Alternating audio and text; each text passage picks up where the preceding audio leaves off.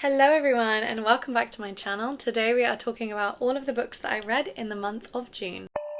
June is typically my worst reading month every year for some reason, and I only read 10 books this month, which is better than last year. I read only 2 books in June last year, which is kind of crazy because normally I'm reading around 15 books at least, and like sometimes more than that.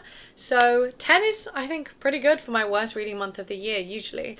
A lot of that is down to me going to Glastonbury, which is why probably you can hear my voice is kind of struggling today, because maybe I'm getting ill or maybe I have just like worn it out by screaming so much.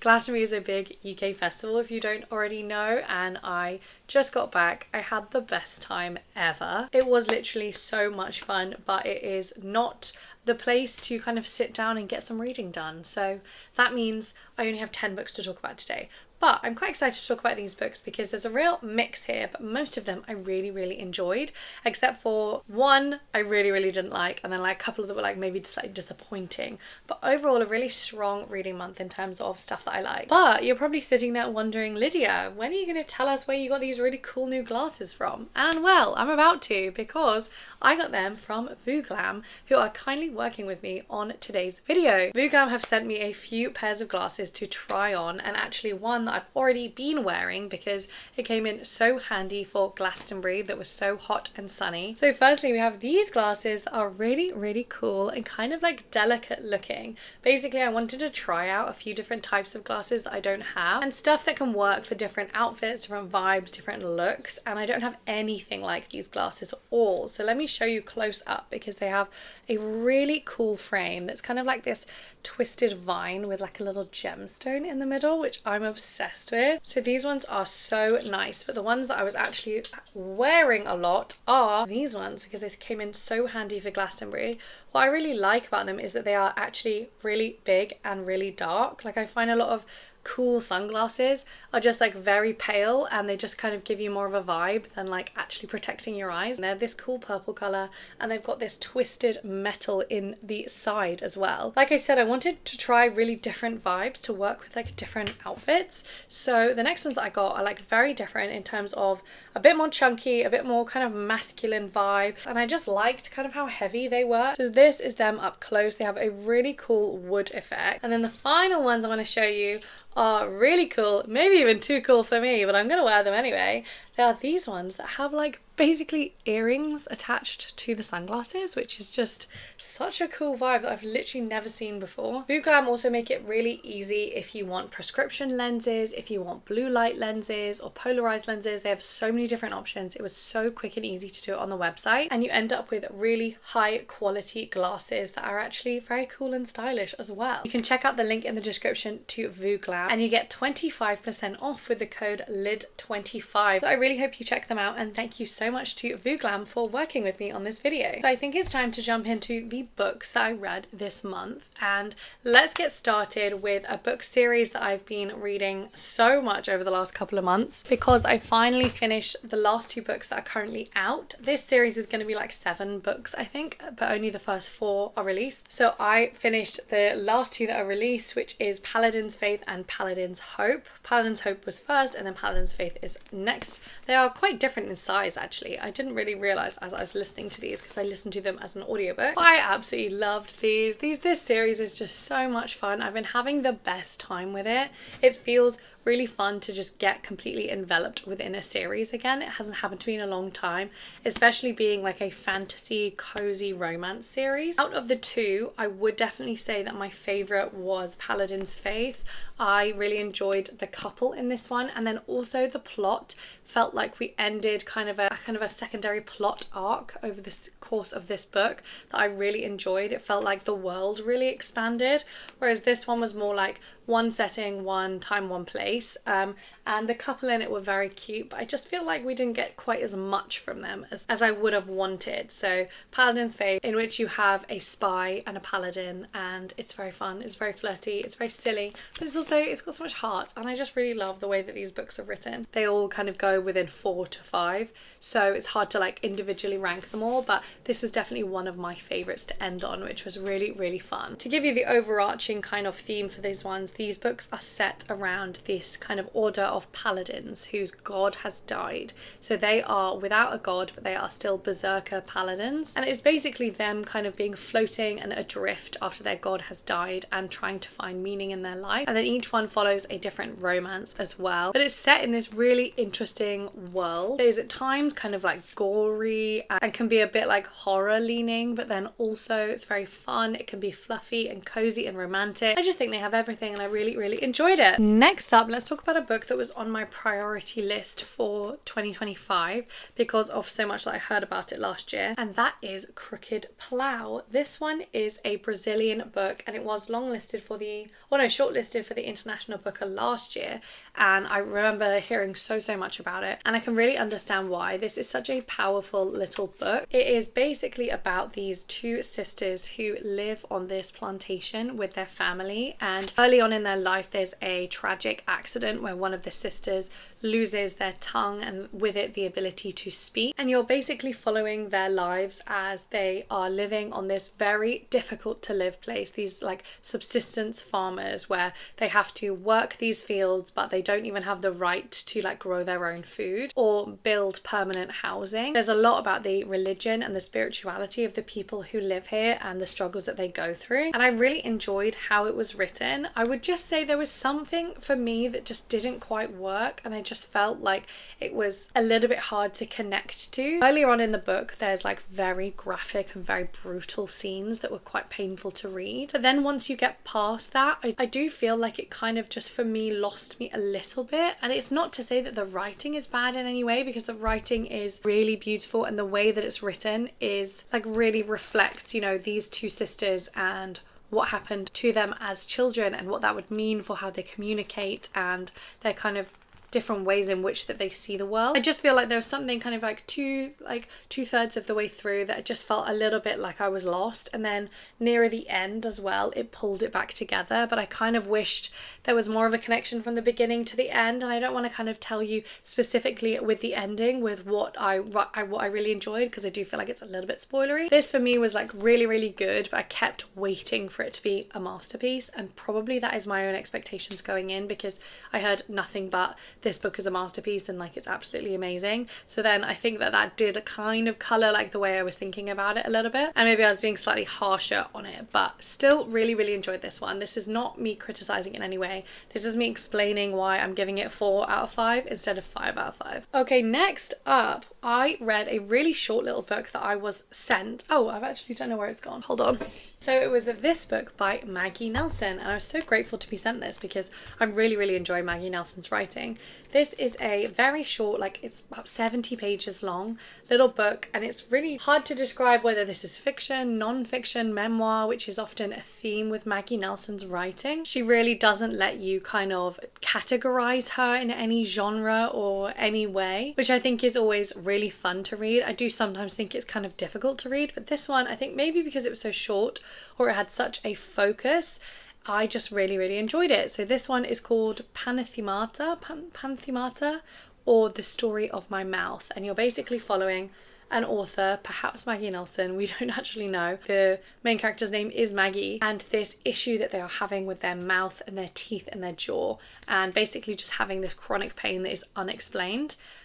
And it means that they also can't sleep very well, and there's lots of like dreamlike language in this as well. But I say dreamlike in the sense of it's more like specifically you have this kind of dream logic to it, but actually it does make sense in its own dream logic way. Like I often don't like reading about dreams when things are like, oh, is this real or is it a dream? And you're just kind of like sitting there like, yeah, well, I don't care then if you're not telling me if it's a dream or not. Whereas this was done in a really good way, and it's really hard to describe, but a lot of them are like, it's split up into kind of like not vignettes, but these kind of thoughts and ideas, and I just love the way that she writes. There's just so many exciting turns of phrase in here that really make you think, and you just don't get anywhere else. So I ended up really loving this one. This is like a 4.5 out of 5 for me, and would highly recommend. This is actually already out. This is the proof copy, but this came out in May, so would definitely recommend picking up this if you like Maggie Nelson. And even if you don't like Maggie Nelson, then give it a go. I would say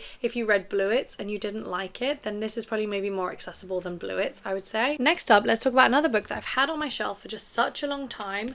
and I'm really glad that I finally read it, and I was worried I wouldn't like it for some reason. But that is Passiontide. It's another one that I got as a proof that I've only just read, but this did come out last year now. This is one that I just had on my shelf for so long, and I kept looking at it thinking, yeah, maybe I'll read it sometime, and then just the more time went past, the longer I didn't read it, the more I became convinced that I wouldn't like it, and I was so wrong. I don't know what I was even expecting, but in this book, you're basically following this small island in the Caribbean. I think it's like not a real island, but basically the day after a big carnival festival happens, there is a woman who is found dead underneath this tree, and it kind of sparks this revolution within this small island community, and it marks the turning point to these women standing up and saying no, that we will not take any more violence against women. We are not okay with these deaths that keep happening. And you're following various characters all over the whole small island as they are basically pushing for this revolution and this like rebellion against the status quo. The thing that I liked the most about this one is that it did have some humor to it. It's obviously dealing with a very dark topic, and something that I've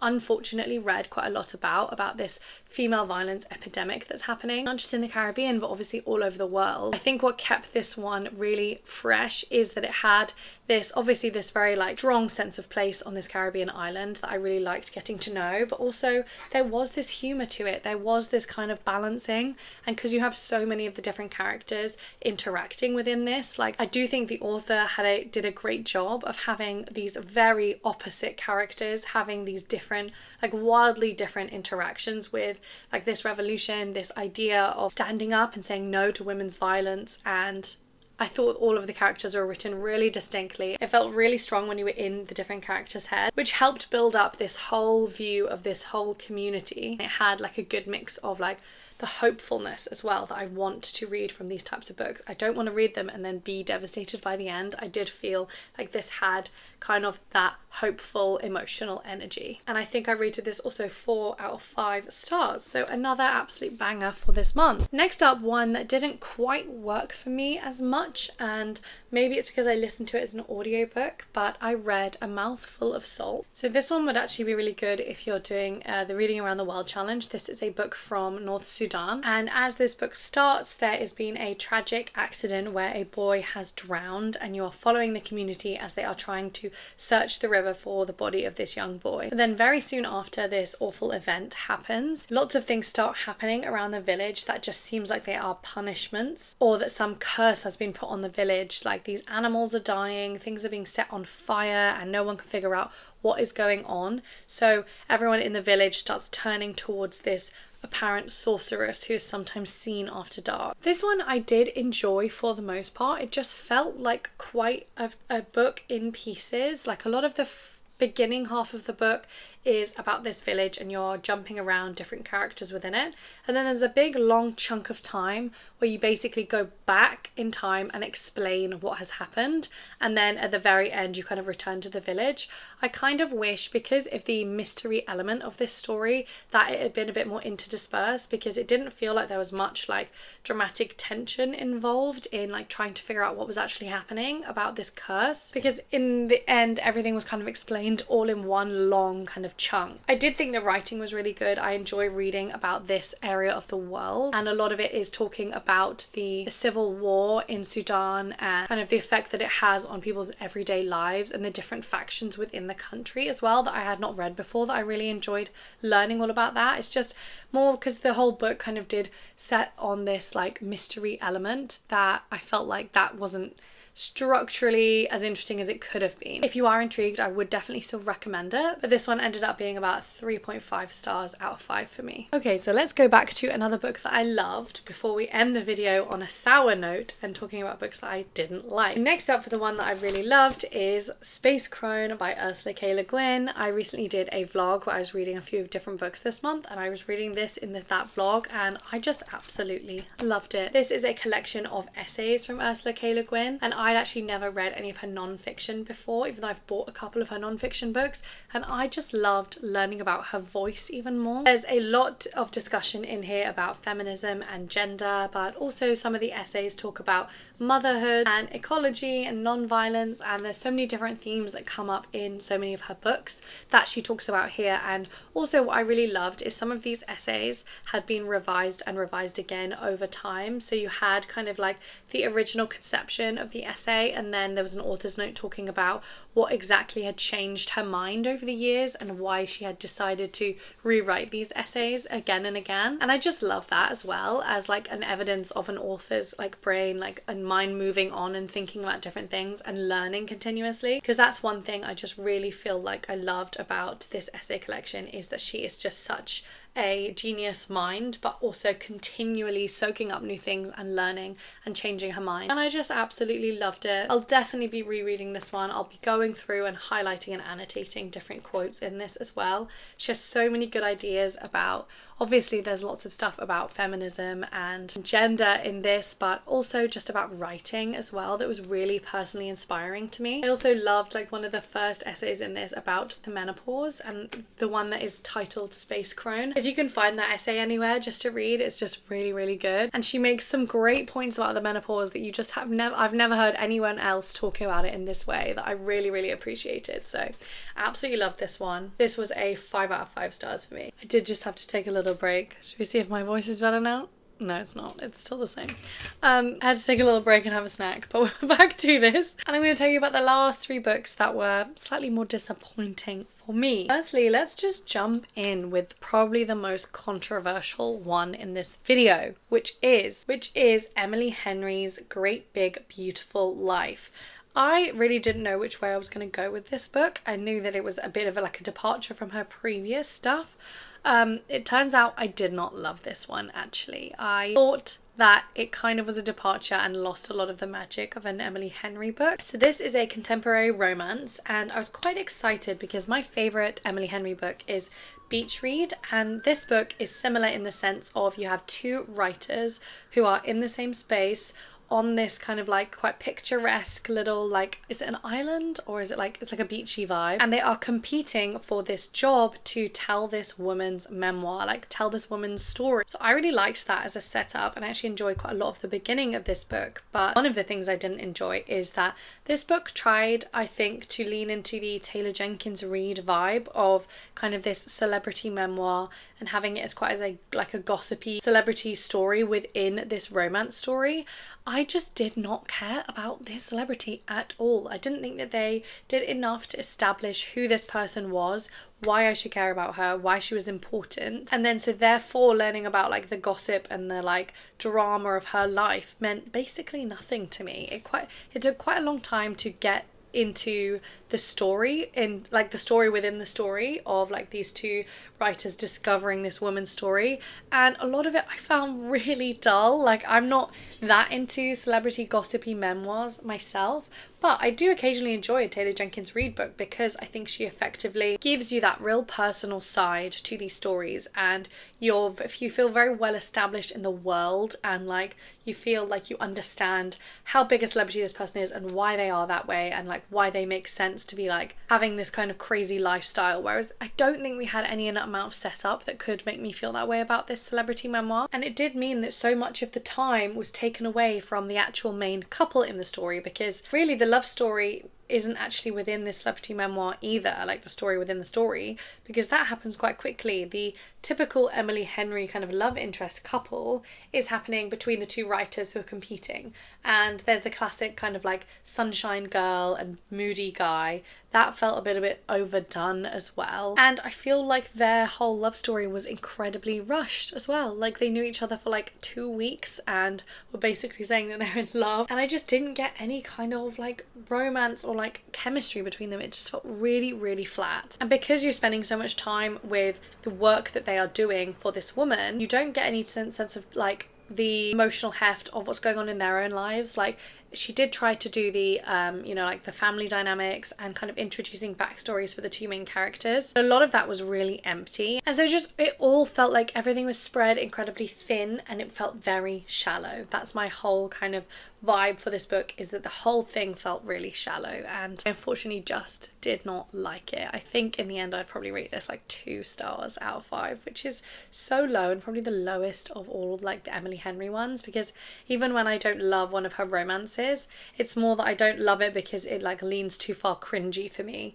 whereas this one, it didn't even like get to the point of being cringy because I just felt like it was kind of empty. Controversial opinion, or maybe not, because I have seen mixed reviews about this one, so I'd be interested to know if you've read it, what did you think? Kind of tell me your vibe, because this one just, I feel like kind of failed on a lot of fronts, unfortunately. Next up, we may as well talk about another beloved book that I also gave 2 stars, and that is unfortunately Slaying the Vampire Conqueror. This one I really didn't like. This is a Cararissa Broadbent one. I've read at least one of hers before, and I think maybe 2, and I've read one that was in the same world, where basically there is this kind of nation of just vampires. But in this story, you're following a like mortal continent, and there's a vampire conqueror coming to basically take over. So you're following a woman who is basically sent from this like kind of religious order / cult to go and get close to him and basically eventually kill him. Obviously it ends up being a lot more complicated than that. They get closer as he's kind of conquering her land. It just felt very strange and very, also again, very flat. Like the politics involved in this were just so one-dimensional, because you have this conquering army who are coming, but the reasons for the like why they're coming to conquer felt quite like strange. Like I'm not sure a whole army would be behind this reason. And then also the way in which they go around and make war is quite like weirdly glorified. It's very much like there's a good guy and there is a bad guy, but then also absolutely like no explanation of why that is the way that it is. It's just like, oh no, these people are so evil, and like for no reason they're just like the most evil they could ever be. I didn't love like the romance that much. It wasn't that bad, like nothing too egregious in terms of the romance. It just felt a little bit predictable to me. It was relatively slow burn, like especially for a fantasy romance, but just did not capture my attention at all. A lot of the magic system didn't make that much sense, and also like there was a really interesting part at the end with the world building with these gods and these goddesses kind of like playing like the people like puppets, and I just feel like that should have been much more of a heavy impact, because that was the most interesting part of the world building as well. So yeah, unfortunately just did not work for me. It took me ages to read it as well. Like it's quite a long book and it took me a while, and I don't think that that's good for a fantasy romance, because you usually read them for the fast-paced nature of it. Okay, so the last book I want to talk about is the most recent book that I read, and this one was just a really quick read that I read on the coach, actually on the way to Glastonbury. So the book is The Empress of Salt and Fortune. This one I feel actually I've got really mixed feelings on. Like I think that it was doing something very interesting. It has a very interesting structure, but I don't think I enjoyed it, even though I can appreciate what it was doing. So basically in this book you are following this young kind of cleric character as they are trying to record the history of this world, and they come across this old woman who is then basically telling them stories throughout different objects that they're finding around this house. So it's like a very interesting structure and unique in the way that you are being told this story. And it turns out that this old woman was this handmaiden for this empress, the Empress of Salt and Fortune. And this empress had had a very tough life and had basically been kind of sold from her homeland in order to make peace, and then was betrayed. And there's lots of interesting intrigue there, but you don't get a lot of the like story behind the story. You don't actually hear that much about this empress and the way in which she did the things that she's doing. You see it all through this handmaiden's eyes, and then through the kind of guise of her telling this story to be recorded. So it feels quite distant, and it's not like super intriguing or like very plot heavy. It's very much more just like the vibe of like telling you an ancient story or a myth. And I did enjoy it in that sense. It just didn't feel super satisfying to me, especially because it was so short. This book is like about 100 pages long. It's like a short story. So I feel really mixed feelings about it, because I appreciate what it was trying to do. I like a feminist kind of like high fantasy story, but it just didn't feel like I could get my like teeth into it, and not just because of the shortness of the book, but also just because of the way in which it was told. But on the other side, I liked the way it was told because it was interesting. So mixed feelings, but like didn't love it, didn't hate it. Oh my god, do I have literally, I was eating a pastry when I did my break and I think I have just crumbs all down the front of me.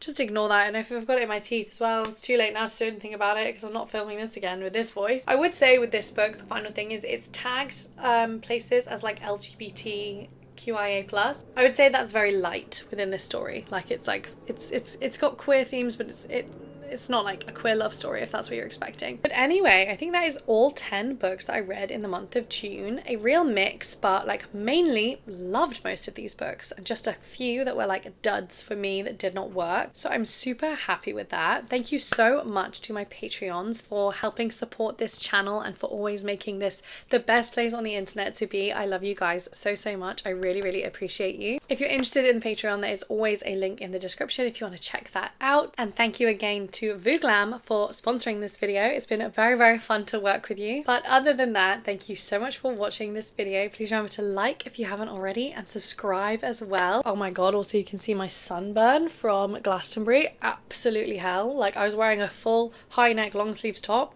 and my top moved slightly and I burnt within like 2 hours, which was the worst. It's a really bad burn as well. It actually looks a lot better than it did a couple of days ago. But anyway, as I was saying, thank you so much for watching this video and spending this time with me, hanging out and talking about books. Tell me the best book that you read in the month of June because I'm always looking for recommendations and I want to know what to read in July. My July TBR will be coming up soon as well. But that's all from me today. Thank you so much for watching. I'll talk to you again soon. Bye!